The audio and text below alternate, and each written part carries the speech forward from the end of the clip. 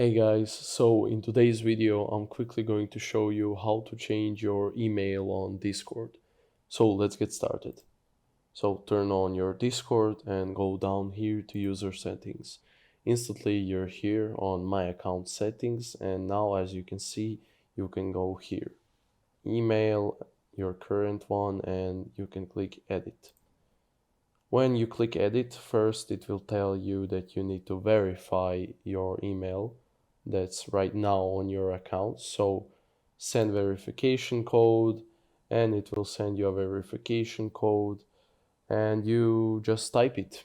After you have done that, it will tell you to enter your new email and your current password.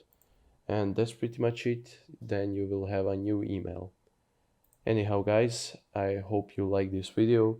If you did, leave a like. If you have any questions, you need help or something, send down there in the comment section.